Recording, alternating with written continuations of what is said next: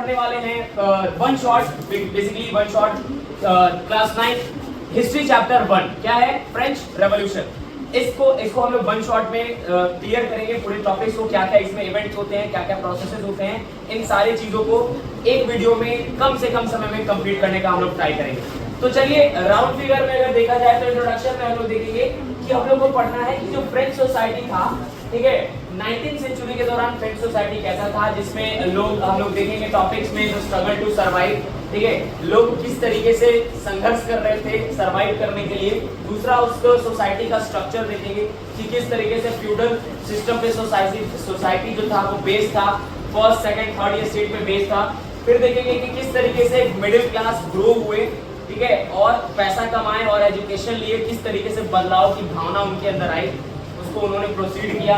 फिर उसके बाद देखेंगे कि रेवोल्यूशन, जब लोग एजुकेटेड हो गए, रेवोल्यूशन का प्लानिंग किए और रेवोल्यूशन कर दिए, फिर जिसमें हम लोग देखेंगे कि रेवोल्यूशन की वजह से मोनार्की के पावर पे लिमिट लग जाता है, कॉन्स्टिट्यूशनल मोनार्की में कन्वर्ट हो जाता है। लेकिन बात यहीं तक नहीं रुकती है, बात यहाँ से आगे बढ़ती है और फिर जो है मोनार्क से फ्रांस क्या बन जाता है? रिपब्लिक बन जाता है, जिसमें इंट्रोड्यूस होता है जैकोबिन क्लब्स बनाए जाते हैं और फिर जैकोबिन क्लब्स जाता है, फिर उसके बाद डायरेक्टरी रूल आता है फ्रांस में, उसके बाद आखिरी में नेपोलियन कैसे इंट्रोड्यूस आता है, वो सारी चीज।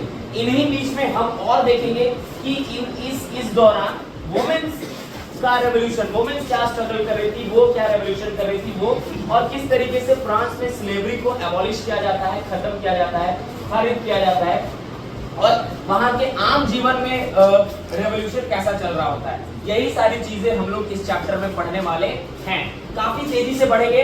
तो सबसे पहला जो था कि फ्रेंच सोसाइटी जो था लेट 18th सेंचुरी, अब 18th सेंचुरी का बात हो रहा है तो याद रखना है आपको, दिमाग में क्या रखना है कि 18th सेंचुरी हो रहा है तो 1700 टू लेके 1799 का बात होगा। और लेट मतलब कि अर्ली होता है और लेट होता है। अर्ली जो होता है वो 50 के पहले और लेट 50 के बाद। तो 50 के बाद की बात हम लोग पढ़ेंगे, जिसमें जो वहां का ओल्ड रिजिम मीन्स होता है सिस्टम, जो बहुत पुरानी प्रथा, पुराना सिस्टम था कि सोसाइटी जो था वहां का किसके बेस था, ओल्ड रिजिम क्या था, फर्स्ट सेकंड और थर्ड ईयर स्टेट्स में क्या था, डिवाइडेड था, और वहां पे फ्यूडल सिस्टम चलता था। फ्यूडल सिस्टम में क्या होता था कि एक राजा होता था और ये एक राजा पूरा अपने स्टेट्स को डिवाइड कर देता था और जिम्मा दे देता था, और यहाँ के लोकल पीजेंट से ये टैक्स कलेक्ट करके राजा को देते थे। ये होता था फ्यूडल सिस्टम। किस तरीके से इसको एबॉलिश किया जाता है, यही सारी चीजें हम लोग इसमें जानेंगे। तो देखो कि सोसाइटी एंड इंस्टीट्यूशन बिफोर 1789 जो था, in 1784 Louis 16 of the Bourbon king ascended the throne, ठीक है, फाउंडेड एम्ब्रिट्रेजरी। अब यहाँ पे स्टोरी क्या होता है कि एक स्टोरी का स्टार्टिंग होता है यहाँ से कि जो वेस्टाइल जो होता है राजा का जगह, राजा का किला, जहाँ पे लोग अटैक कर देते हैं, ठीक है, अटैक कर देते हैं। अटैक करने का बहुत सारा कारण होता है, लोगों के बीच में अफवाह फैल जाती है कि राजा जो है हम पे ओपन फायरिंग करवाने वाला है, और भी गांव में भी अफवाह फैल जाती है, जिसकी वजह से लोग जो है रेवोल्यूशन पे उतर आते हैं और पूरा तहस नहस कर देते हैं। वहाँ की ईंट को जो है मार्केट में बेचा जाता है एज अ मेमोरी के तौर पे, ठीक है। यहीं से शुरुआत होता है फ्रेंच रेवोल्यूशन का। लेकिन अब कहानी आपको यहाँ से फ्लैशबैक में पीछे लेके जाया जाता है, जिसमें बताया जाता है कि लुइस 16 1974 में लुइस 16 को जो बॉर्बन डायनेस्टी का राजा बनता है, उसको चुना जाता है, ठीक है।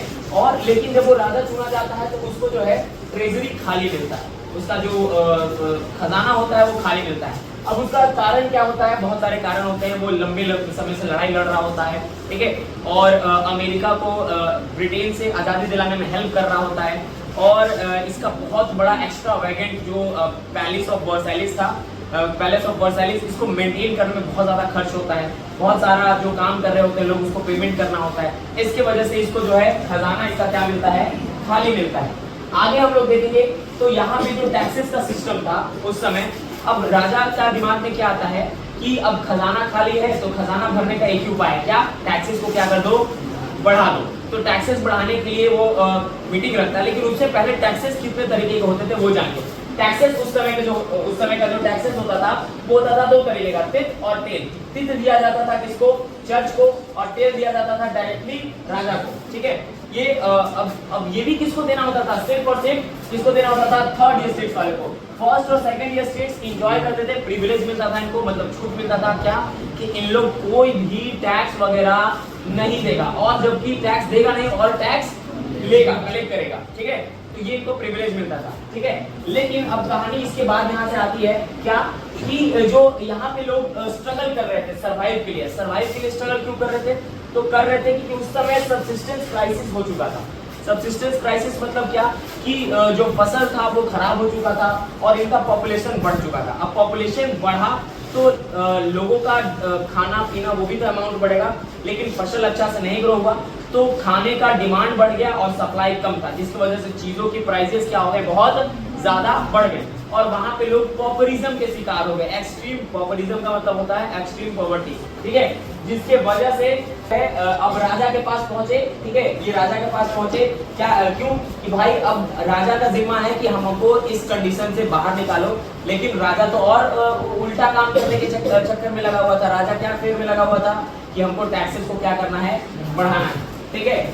आगे बात करते हैं तो अगला जो टॉपिक आता है हमारा निकल के growing middle class and individuals the into privileges. जो नया मिडिल क्लास ग्रो कर रहा होता है, लेकिन जब ये क्या जब इंडिगेज होते हैं, ठीक है, तो प्रिविलेज को एंड करने का बात करते हैं। जैसे आप नॉर्मल इंसान जो पढ़ा लिखा नहीं है, जो पहले जिसको कोई आइडिया नहीं है, उसके साथ जो हो रहा है उसको वही लगेगा कि यही सही है। लेकिन जब वो पढ़ लिख लेता है, एजुकेटेड हो जाता है, बुद्धिमान हो जाता है, तब उसको चीजें समझ में आने लगती है कि नहीं ये जो हो रहा है ये गलत हो रहा है, ठीक है, और उसके खिलाफ आवाज उठनी चाहिए। तो क्या होता है कि मिडिल क्लास उभर के आगे आते हैं। कैसे आते हैं? तो ये जो prosperous and have access to education and new ideas, जो नए मिडिल क्लास जो पैसा कमाते हैं, इंडस्ट्रियल रेवोल्यूशन होता है तो पैसा कमाते हैं, चीजों को बेच के और खरीद के जो पैसा कमाते हैं, तो उससे उस पैसे से ही एजुकेशन लेते हैं। प्रॉस्पेरस होते हैं, धनी मनी होते हैं और एजुकेशन लेते हैं। और जब एजुकेशन लेते हैं तो इनको आइडियाज आते हैं। जब दिमाग पढ़ने लिखने के बाद ये आइडियाज आते हैं कि जो ये लोग बिलीव क्या करते हैं कि जो प्रिविलेज इनको मिल रहा है, छूट मिल रहा है, ठीक है, उनके जन्म से ये मिलना नहीं चाहिए, ठीक है। और ये क्या कहते हैं कि सबका एक फ्रीडम होना चाहिए, सबके लिए बराबर लॉज होना चाहिए, सबके लिए अपॉर्चुनिटीज होना चाहिए सोसाइटी में। ऐसा नहीं, क्योंकि उस समय सोसाइटी में गरीब लोगों को ना पढ़ने दिया जाता था, ना चीजों को सीखने दिया जाता था, औरतों के साथ तो और ज्यादा प्रॉब्लम्स थे। तो ये सारी चीजें the ideas highlighted by the philosopher. अब ये जो इनको आइडियाज मिलते हैं, जो पढ़े लिखे लोग होते हैं, इनको ये आइडियाज कहाँ से मिलता है? फिलोसोफर से। फिलोसोफर की किताबें पढ़ते हैं। उसमें 3 मेन फिलोसोफर्स हैं जिनका नाम याद रखना है, जॉन लोकी, जैन जेकब रोस्यू और मॉन्टेस्क्यू। ये 3 फिलोसोफर्स हैं जो इनको आइडियाज देते हैं एजुकेटेड मिडिल क्लास को, जिन्होंने अपनी किताबें लिखती हैं। ये जॉन लोकी लिखते हैं 2 treaties of government, Jean Jacob Rousseau लिखते हैं सोशल कॉन्ट्रैक्ट एंड मॉन्टेस्क्यू लिखते हैं द स्पिरिट ऑफ लॉज। ये तीनों किताबों से जब लोग पढ़ते हैं, लेकिन इनमें प्रॉब्लम क्या होता है कि सारे उस समय जो एजुकेटेड मिडिल क्लास थे वही पढ़े लिखे थे, लेकिन अभी भी बहुत सारे लोग अनपढ़ थे। तो इनको पढ़ाने के लिए क्या किया जाता है कि इनकी आइडियाज को जोर जोर से जगह जगह पे कॉफी हाउसेज में, सैलून्स वगैरह में जोर जोर से चिल्ला के पढ़ा जाता है, ताकि जो इन लोग बेवकूफ लोग हैं, जो मतलब पढ़े लिखे नहीं हैं, उनको ये आइडियाज समझ में आए, ठीक है। आगे बात करते हैं हम लोग। आगे हमारा जो टॉपिक आता है वो है आउटब्रेक ऑफ रिवॉल्यूशन। अब देखो जब बुद्धि आया तब दिमाग में आएगा कि नहीं ये जो चीज हो रहा है गलत हो रहा है, इसके खिलाफ क्या उठाना चाहिए? आवाज उठाना चाहिए। तो अब आवाज उठाने के लिए क्या करेगी? जनता एकजुट होगी और मिलेगी कि हमारी मांगे पूरी करो, ठीक है। किससे मांगे पूरी करवाएगी? राजा से, ठीक है। तो अब देखो क्या होता है कि in 1789 Lewis 16 called together an assembly of key states general to pass proposals of new taxes। अब जो राजा था उसको तो पता है कि भाई मेरा तो ट्रेजरी खजाना खाली है, खजाना भरने का क्या तरीका है? टैक्स को बढ़ा दो, टैक्स को क्या कर दो? बढ़ा दो। तो क्या होता है कि प्रपोजल रखता है। प्रपोजल मतलब प्रस्ताव, क्योंकि राजा को क्या था? टैक्सेस बढ़ाने, तो उसका ट्रेजरी खाली था, तो टैक्सेस बढ़ाने के लिए उसको ये फ्रांस का पुराना नियम था कि अकेले राजा ये डिसीजन नहीं ले सकता। तो राजा को अगर ऐसा डिसीजन लेना है टैक्स बढ़ाने का, तो उसको स्टेट्स जनरल का मीटिंग बुलाना पड़ेगा। क्या करना पड़ेगा? मीटिंग को बुलाना पड़ेगा, ठीक है। तो क्या करता है? तो मीटिंग बुलाता है और उसके लिए वोटिंग होता है, ठीक है। तो notion that each state hold had one vote. तो पहले फ्रांस का पुराना जो आखिरी जो होता है वो फ्रांस में पहले जो है वो 1614 के समय पे इस पिछले बार मीटिंग हुआ था, तो जिसमें नियम क्या था कि हर स्टेट जनरल का 1 वोट काउंट होगा, ठीक है। लेकिन अब तो ये लोग पढ़े लिखे हो गए थे और यहाँ से 600 मेंबर्स जाते हैं। फर्स्ट और सेकंड ईयर स्टेट से 300 और थर्ड ईयर स्टेट से कितने? 600। टोटल मिला के 1200 मेंबर्स होते हैं और ये 1200 मेंबर्स अपने 40,000 लीटर में अपना बातों को लेके पहुंचते हैं। कि ये चीजें ये बदलाव हमको चाहिए। लेकिन जो राजा होता है वो कहता है कि जो वोटिंग होगा वो पुराना प्रथा से होगा। पुराना प्रथा इनका क्या होता है कि एक ही स्टेट का 1 वोट काउंट होगा। 1 तो 3 स्टेट कितना हो गया टोटल 3 वोट। लेकिन अब फर्स्ट और सेकंड स्टेट वाले कभी राजा के खिलाफ तो जाएंगे नहीं। तो ये बात तो थर्ड स्टेट वाले इस बार पढ़े लिखे लोग थे, प्रॉस्पेरस हो चुके थे, तो ये बात जान रहे थे। तो इस बार कहते कि नहीं ऐसा नहीं होगा, इस बार ऐसा पुराना सिस्टम नहीं चलने देंगे। इस बार जो वोटिंग होगा वो क्या होगा, वो हर स्टेट का हर मेंबर का मतलब 1200 मेंबर्स हैं तो 1200 वोटिंग होना चाहिए, 1200 वोट काउंट होगा तभी हम लोग यहाँ बनाएंगे। लेकिन राजा को पता था कि राजा अगर 1200 मेंबर काउंट होगा तो हम कभी भी जीत नहीं पाएंगे, ठीक है। और ये प्रपोजल को क्या कर दिया जाएगा, रिजेक्ट कर दिया जाएगा। लेकिन हमको तो टैक्स बढ़ाना है, इसीलिए इनका थर्ड स्टेट्स वालों के प्रपोजल को ही राजा रिजेक्ट कर देता है कि हटाओ, नहीं हम ऐसा कुछ नहीं होगा, पहले नियम से वोटिंग करना है तो करो, नहीं तो मत करो। तो सब वहां से बाहर निकल आते हैं और टेनिस कोर्ट में जमा हो जाते हैं और वहां प्रण लेते हैं कि हम लोग यहाँ क्या बनाएंगे, अपना कॉन्स्टिट्यूशन बनाएंगे और इसी कॉन्स्टिट्यूशन के हिसाब से हमारा सरकार चलेगा, ठीक है। ये स्टेट जो बाहर वहां से निकल के आते हैं वो अपने आप को क्या डिक्लेयर कर लेते हैं, नेशनल असेंबली, और कॉन्स्टिट्यूशन ड्राफ्ट करते हैं किसके लिए, फ्रांस के लिए, ठीक है। ताकि इससे क्या हो, राजा के पावर पे क्या लग जाए, लिमिट लग जाए, ठीक है। There was an outbreak on the streets where the crowds of angry women stormed into the shops after the spending hours in the long queues at bakery. अब उसी समय क्या हो जाता है कि बेकरी में बहुत लंबे समय तक इंतजार करते करते, क्योंकि चीजों की प्राइसेस बहुत ज्यादा बढ़ गई थी, ठीक है, तो सब कोई अटैक करना शुरू कर देता है, ठीक है। और फाइनली जो है 14 जुलाई को ये आउटब्रेक प्लेस लेता है। जो मैंने आपको कहानी शुरू में बताया वही कहानी जो है 14 जुलाई 1789 को हो जाती है। सारे जगह लोग, गांव से शहरों से लोग जो है रेवोल्यूशन करने पहुंच जाते हैं, अटैक कर देते हैं, जगह जगह तबाही मचा देते हैं, दंगा कर देते हैं, ठीक है। अब इतना दंगा करने के बाद राजा डर जाता है, ठीक है, देखता है कि जो जनता है अब भड़कने वाली है, अगर पता नहीं किसी दिन मेरे पे भड़क गई तो मेरा भी जान ले लेगी, तो इनकी मांगों को क्या करो, पूरा करो, ठीक है। तो भाई इनकी मांगे क्या थी, इनकी मांगे थी कि भाई फ्रांस जो है वो एक कॉन्स्टिट्यूशन मोनार्क बन जाना चाहिए, मतलब राजा के पावर्स पे क्या लग जाना चाहिए, लिमिट लग जाना चाहिए। तो नया सिस्टम आता है, ठीक है, कॉन्स्टिट्यूशन लिखा जाता है जो कि 1791, इसके तहत जो है ये कॉन्स्टिट्यूशन का शुरुआत होता है जिसका नाम होता है declaration of rights of man and citizen. इस कॉन्स्टिट्यूशन में लोगों को फ्रीडम ऑफ स्पीच दिया जाता है, फ्रीडम ऑफ ओपिनियन दिया जाता है, इक्वलिटी बिफोर द लॉ दिया जाता है, ठीक है। और कहा जाता है कि ये जो है नेचुरल और इनवेरिएबल राइट्स है, मतलब ये प्राकृतिक, ये नेचर नेचुरल राइट्स है और इनको कोई छीन नहीं सकता है। और इस राइट्स को जिम्मा, इस राइट्स को जनता को संभाले रखना, मतलब जनता को देना, ये किसका काम है, राजा का काम है, स्टेट का काम है, गवर्नमेंट का काम है, ठीक है। कोई ये अधिकारों को कोई छीन नहीं सकता है। तो जो नया नियम आता है उसमें जो वोटिंग किस तरीके से होता है, active citizen plus passive citizen में जो नया कॉन्स्टिट्यूशन आता है उसमें। अब एक्टिव और पैसिव सिटीजन क्या थे, तो ये एक्टिव सिटीजन वो लोग होते थे जो टैक्स पे करते थे, और ये पैसिव सिटीजन जो टैक्स क्या कर रहे हैं, नो टैक्स, मतलब ये टैक्स नहीं दे रहे हैं, ठीक है। अब एक्टिव सिटीजन कौन होते थे, जो 3 दिन का, एक लेबर जितना 3 दिन में तिहाड़ी कमाता है, वेज कमाता है, उतना अगर वो टैक्स दे रहा है तब वो एक्टिव सिटीजन में आएगा। और 25 या 25 साल से ऊपर वाला आदमी लोग, औरत लोग नहीं, वही सिर्फ वोट दे सकता है, ठीक है। तो इनका जो नियम आता है उसमें जो है अलग अलग जगह से 50,000 इलेक्टर जो है चुने जाते हैं। ये 50,000 इलेक्टर जो है 745 मेंबर को चुनते हैं, और ये 745 मेंबर जो है मिनिस्टर्स को चुनते हैं, जो कि राजा और मिनिस्टर्स मिलके जो है क्या चलाएंगे, देश को चलाएंगे, अपने फ्रांस को चलाएंगे। लेकिन जो जुडिशियरी होता है, जज, वो डायरेक्टली एक्टिव सिटीजन द्वारा डायरेक्टली चुना जाता है, जिसमें कोई पावर पे कोई कंट्रोल नहीं होगा, कोई इसमें लिमिटेशंस नहीं लगाएगा। आगे बात करते हैं, लेकिन ये जो बात होती है, ये जो कॉन्स्टिट्यूशन मोनार्की है ज्यादा लंबे समय तक चलता नहीं है, ठीक है।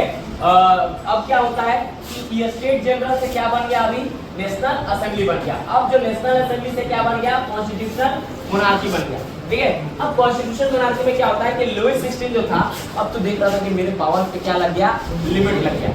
अब मेरा पावर जो जितना पहले था उतना नहीं था, तो अपने पावर्स को वापस से बढ़ाने के लिए सीक्रेटली, ठीक है, ये जाके प्रूशिया के इनिशिएटिव से, किंग से जाके सीक्रेटली नेगोशिएशन करता है, बातचीत करता है कि किस तरीके से हमको वापस से पहले की तरह इस्टेब्लिश करा दीजिए किसी तरीके से, ठीक है। मतलब कि अपने देश के साथ वो क्या कर रहा था, गद्दारी कर रहा था, ठीक है। अब देखो इसके बाद क्या होता है कि नेशनल असेंबली को ये बात पता चल जाती है कि प्रूशिया जो है वो हम लोग को, प्रूशिया और ऑस्ट्रिया जो है वो हम लोग को वापस से हमारा नेशनल असेंबली को क्रश करके और वापस से पूरा प्रॉपर मोनार्की लेके आने का बात कर रहा है। तो इसके लिए वोटिंग होता है और सब जो है प्रूशिया और ऑस्ट्रिया के खिलाफ अप्रैल 1792 में वॉर डिक्लेयर कर देते हैं। ठीक है, अब इसमें प्रॉब्लम क्या था कि जो हमारा नया कॉन्स्टिट्यूशन था वो सिर्फ और सिर्फ किसको अधिकार दे रहा था, अमीर लोगों को जो टैक्स दे रहा है, मतलब कौन, सिर्फ एक्टिव सिटीजन को, पैसिव सिटीजन को अधिकार नहीं दे रहा था। ठीक है, तो इसमें क्या करते हैं लोग कि the constitution provided political large sections of population में convinced that the revolution should continue, और इसीलिए जो है लार्ज सेक्शंस ऑफ जो पीपल होते हैं, क्योंकि सब लोग तो अमीर नहीं था ना, ज्यादा नंबर किसका था, गरीबों का था। तो जो ज्यादा गरीब लोग थे वो लोग कहते थे कि नहीं नहीं नहीं, हम लोग को अधिकार मिलना चाहिए, और अपने अधिकार को पाने के लिए लोग जो है अपना अपना पॉलिटिकल क्लब बनाना शुरू कर देते हैं, जो गरीब लोग थे। ठीक है, क्योंकि उनको अधिकार नहीं मिला था। तो कहा जाता है ना कि जब घी सीधे उंगली से ना निकले तो उंगली क्या करना पड़ता है, टेढ़ा करना पड़ता है। तो उसी तरीके से गरीब लोग कहा कि इन लोग हमको अधिकार नहीं देगा, तो अधिकार अपने से क्या करना पड़ेगा, छीनना पड़ेगा।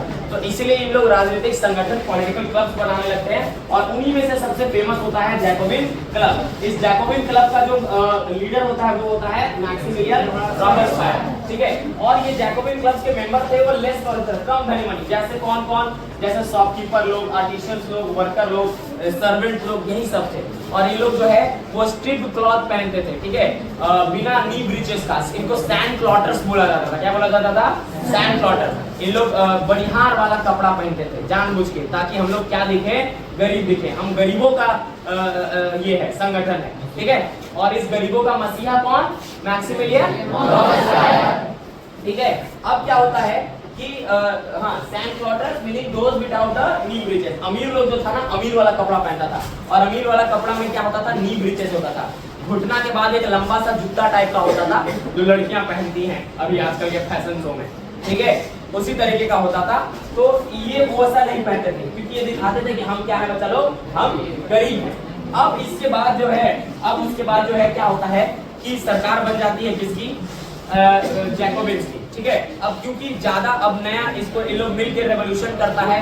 ठीक है, और जो नेशनल असेंबली है वो कहता है कि चलो ठीक है, इस बार नया इलेक्शन होगा, और नया इलेक्शन का नियम क्या होगा कि 21 साल से और 21 साल से प्लस का जितना भी मेन है, इसमें जरूरी नहीं है कि उसके पास पैसा है या नहीं, वो अमीर है या गरीब है, वो वोट देगा, और सबको ही वोट देगा। तो गरीब का तादाद क्या था, ज्यादा था, तो जीतेगा कौन, गरीबों वाला सरकार ही जीतेगा। और गरीबों का मसीहा कौन था, मैक्सिमिलियन रॉबर्टसपायर। तो जैकोबिन क्लब जो है इलेक्शन में क्या हो जाता है, जीत जाता है, और पावर किसके पास आ जाता है, मैक्सिमिलियन रॉबर्टसपायर। अब इस पावर का ये अनाधुन इस्तेमाल करता है। क्या करता है कि ये जो रॉबर्टसपायर था वो बिलीव करता था कि जो जैसा करेगा वो वैसा भरेगा।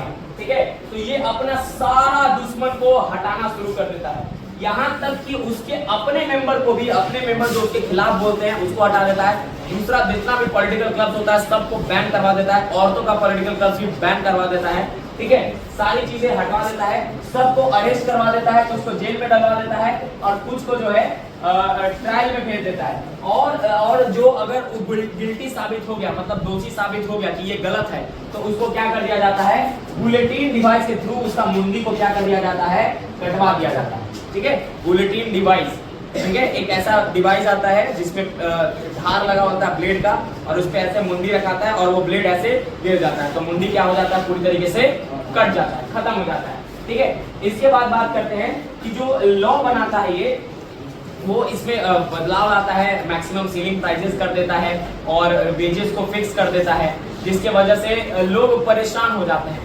इतना मतलब यहाँ तक कि इतना ज्यादा परेशान हो जाते हैं कि इसके खुद के सपोर्टर्स लोग जो है वो कहते हैं कि बस कीजिए मालिक, अब बस रुक जाइए, इतना भी ज्यादा बदलाव नहीं लाना था।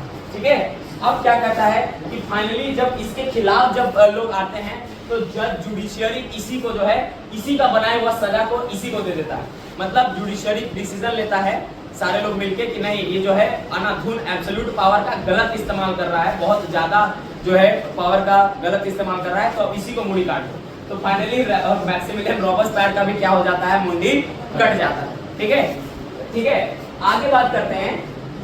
तो अब मैक्सिमिलियन रॉबर्टसपायर का सरकार तो गिर गया, तो अब आता है नया डायरेक्टरी रूल, नया डायरेक्टरी रूल वाला सरकार। अब इसमें क्या होता है, अब देखो याद रखना, थोड़ा सा स्टोरी में हम लोग ले जाते हैं कि सबसे पहले नियम था कि स्टेट जनरल पावर में रहेगा राजा के समय पे, उसके बाद पावर में आता है कौन, नेशनल असेंबली, नेशनल असेंबली के बाद पावर कौन में आता है, रॉबर्ट्सफायर। तो जो रॉबर्ट्सफायर वाला जो गवर्नमेंट था, मतलब जो जैकोबिन वाला गवर्नमेंट था, ठीक है, कौन वाला गवर्नमेंट, जैकोबिन वाला जो गवर्नमेंट था, उसको क्या नाम दिया गया, कन्वेंशन गवर्नमेंट। तो कन्वेंशन गवर्नमेंट में ये भी क्या हो गया, ये भी क्या हो गया, फेल हो गया। ये क्या हो गया, ये फेल हो गया, ये फेल हो गया, ठीक है, और ये भी क्या हो गया, फेल हो गया। मतलब सब कोई अच्छे से काम नहीं किया, तो सब सोचता है, सब अपना अपना पुराना गलती से धीरे धीरे सीखता है। और जो नया डायरेक्टरी गवर्नमेंट आता है, इसमें कहता है कि पावर एक के हाथ में नहीं रहेगा, पावर क्या रहेगा, एक के हाथ में नहीं रहेगा, पावर क्या रहेगा, डिस्ट्रीब्यूटेड रहेगा। क्या रहेगा, पावर डिस्ट्रीब्यूटेड रहेगा, बटा हुआ रहेगा, ठीक है। किसके किसके बीच में, लेजिस्लेटिव और डायरेक्टरी के बीच में। तो after the fall of Jacobian government the wealthier middle classes took over the power. वापस से जो अमीर लोग होते हैं, अब गरीब लोग का मसीहा तो मर गया, तो कौन संभालेगा, तो वापस से अमीर लोग जो है वापस से पावर में आ जाते हैं, और वो नया कॉन्स्टिट्यूशन बनाते हैं जिसमें वोटिंग राइट सिर्फ प्रॉपर्टी ओनर्स को मिलेगा। मतलब ऐसी को वोटिंग राइट्स मिलेगा जिसके पास प्रॉपर्टी है, जो संपत्ति वाला है, धनवान है, उसी को। और इन्होंने जो नया गवर्नमेंट बनाया, इन्होंने डायरेक्टरी को अपॉइंट किया जिसमें एग्जीक्यूटिव होगा 5 मेंबर का, और ये पावर जो होगा ये एग्जीक्यूटिव के 5 मेंबर में, और बाकी लेजिस्लेटिव मेंबर्स में क्या होगा, बटा हुआ होगा, ठीक है। आगे बात करते हैं, the directors of A class with the legislative council. अब क्या हुआ कि ये सब पावर जब बट गया तो सब एक दूसरे का पावर के लिए क्या होने लगा, आपस में लड़ गया। अब इसमें लड़ा तो इसका फायदा उठा लिया मिलिट्री डिक्टेटर। मिलिट्री डिक्टेटर कौन था, नेपोलियन बोनापार्ट। शॉर्ट में आप इसको प्यार से बोना बोल सकते हैं, कोई दिक्कत नहीं है, ठीक है। तो अब इसका फायदा उठा लेता है नेपोलियन, और खुद नेपोलियन क्या आ जाता है, पावर में आ जाता है। अब इसके बाद हम लोग नेपोलियन को थोड़ा सा और आगे कहानी लास्ट टॉपिक में पढ़ेंगे, लेकिन पहले देखते हैं कि क्या वुमेन्स के साथ, वुमेन्स भी रेवोल्यूशन में के हिस्सा थी क्या, वुमेन्स भी, हाँ तो हिस्सा थी। तो इस समय क्या था कि जब इधर मर्द लोग लड़ाई करने में लगे हुए थे प्रूशिया और ऑस्ट्रिया के खिलाफ, तो उस समय औरतों को दे दिया गया था जिम्मा कि तुम्ही को घर चलाना है, तुम्ही को घर संभालना है, घर के लिए तुम्ही को कमाना है और सबको खिलाना है, ठीक है। तो औरतें जो थी उस समय उनका काफी खराब कंडीशन था, और वो भी होप्स लगा के रखी थी, होप्स मतलब आशा लगा के रखी थी कि हम जो है इतना रेवोल्यूशन में योगदान दिए हैं, हेल्प किए हैं, तो हमें भी अधिकार, पॉलिटिकल राइट्स वगैरह मिलना चाहिए, लेकिन बेचारियों को नहीं मिलता है, ठीक है।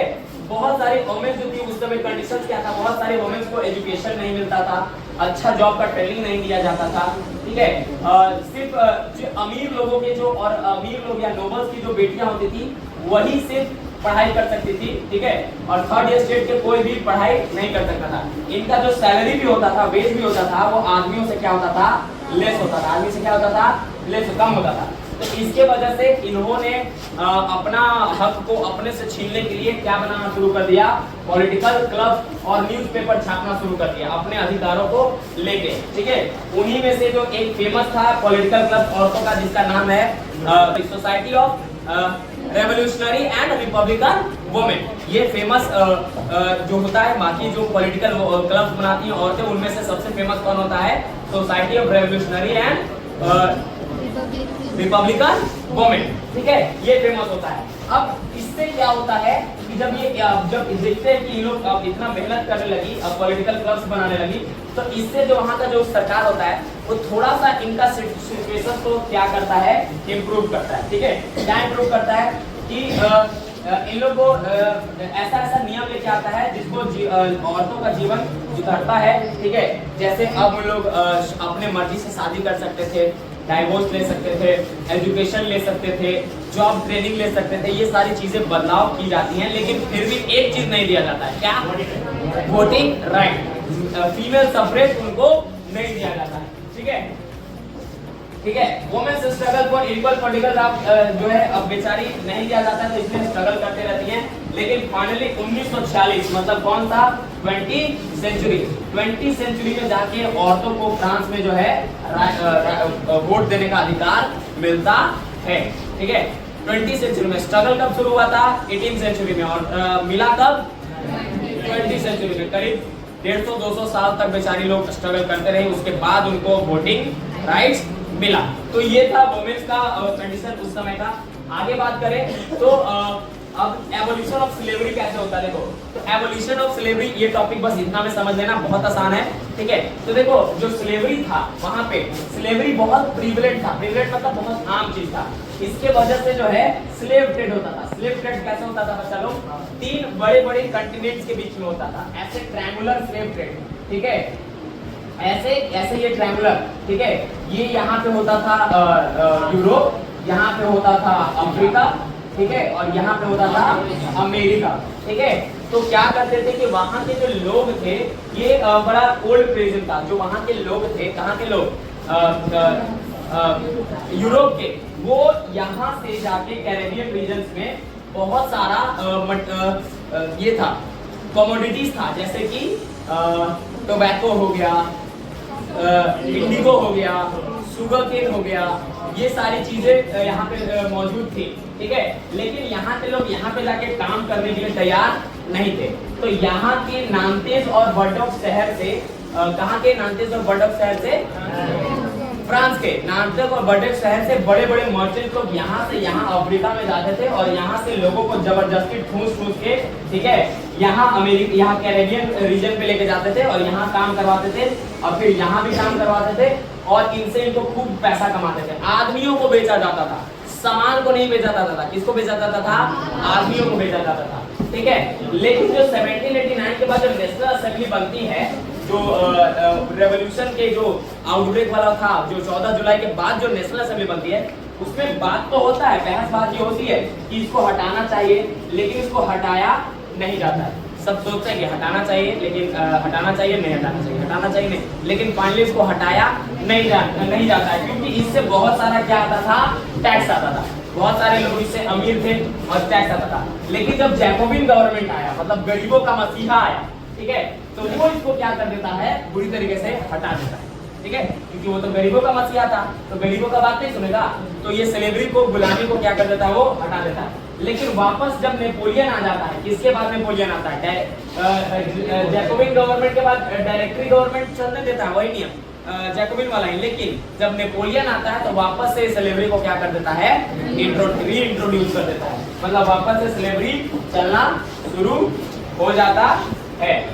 अब बात करते हैं लास्ट टॉपिक थोड़ा सा, क्या कि जो रेवोल्यूशन इन एवरीडे लाइफ में क्या होता है, उसके बाद क्या कह रहा है, can politics change the clothes people wear, the language they speak, the books they read, ठीक है। तो क्या होता है कि चीजें, अब लोगों को, बहुत सारे लोग जो थे उस समय पढ़े लिखे नहीं थे, तो उनको उन्हीं के लैंग्वेज में चीजें कन्वर्ट करके बहुत सारे उनके अधिकारों के बारे में बताया जाता है, ठीक है।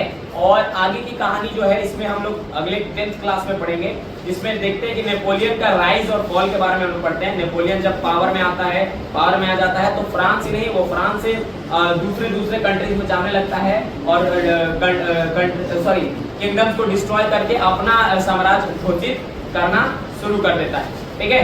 और फाइनली नेपोलियन को 1815 के वाटरलू के युद्ध में सब राजा लोग, अलग अलग कंट्रीज का राजा लोग मिलके, प्रूशिया का, रशिया का, ब्रिटेन का और ऑस्ट्रिया का, ये सब राजा लोग मिलके नेपोलियन को हरा देता है और वापस से पुराना राजतंत्र वाला सिस्टम को लेके आ जाता है। तो फ्रेंच रेवोल्यूशन की कहानी यहीं तक थी बच्चों। मिलते हैं अगले क्लास में, अगला चैप्टर, अगला टॉपिक लेके, ठीक है। धन्यवाद।